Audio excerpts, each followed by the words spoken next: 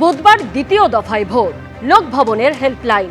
অবাধ ভয়মুক্ত ভোটের জন্য লোকভবনের হেল্পলাইন। অভিযোগ থাকলে জানানো যাবে লোকভবনের ইমেলেও।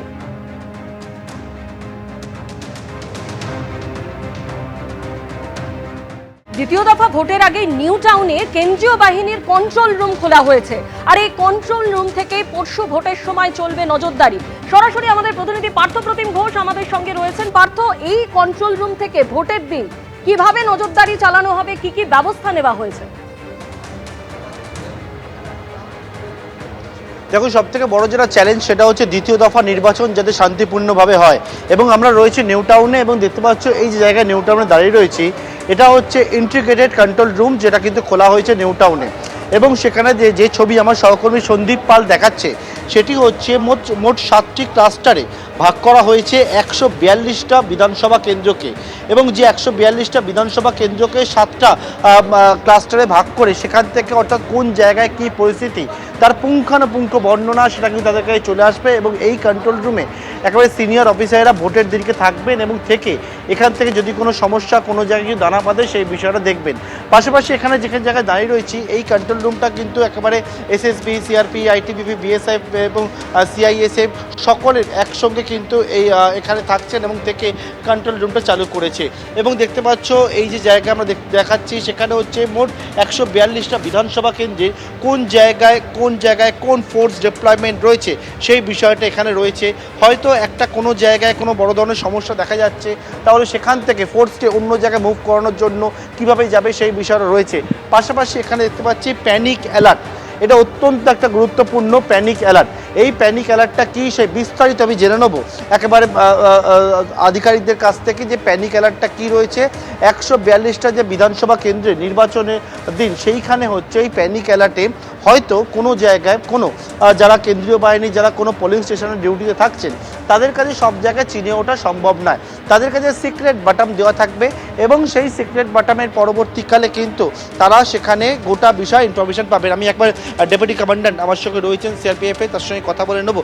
স্যার প্লিজ একটু আসবেন। আর সেটা হচ্ছে প্যানিক অ্যালার্ট এবং গোটা বিষয়টা আমরা দেখতে পাচ্ছি এখানে একেবারে কেন্দ্রীয় বাহিনী সব জায়গায় সবাই চিনতে পারে না, এবং সেই জায়গায় কিন্তু কি পরিস্থিতি সেই বিষয়টা হচ্ছে এই যে প্যানিক অ্যালার্ট যে জায়গায় থাকছে, সেখানে হচ্ছে যে পোলিং স্টেশন যে জায়গায় রয়েছে সেটা কোন পরিস্থিতি রয়েছে, বা হচ্ছে একেবারে যে কি অবস্থা রয়েছে সেই বিষয়টা একেবারে তারা কিন্তু গোটা বিষয়টা সেই ইনফরমেশন প্রোভাইড করতে পারবেন।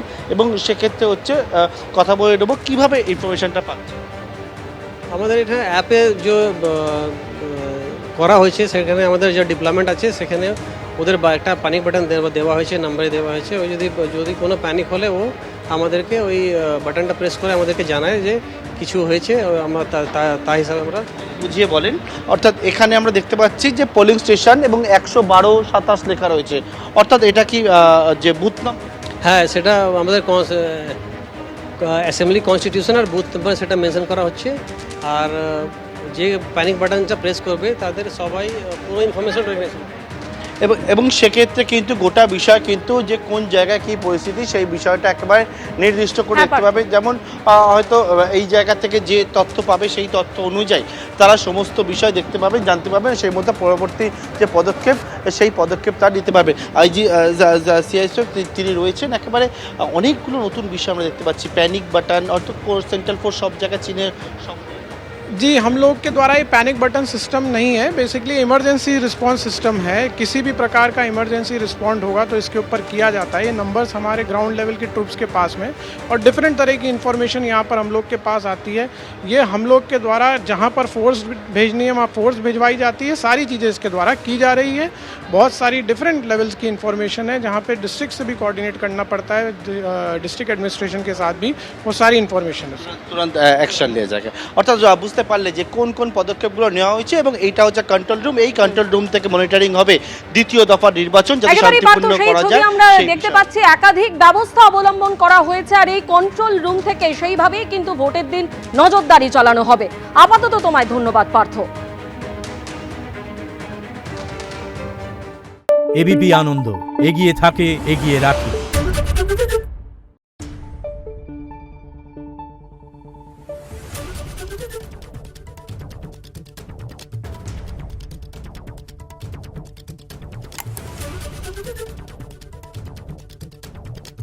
है।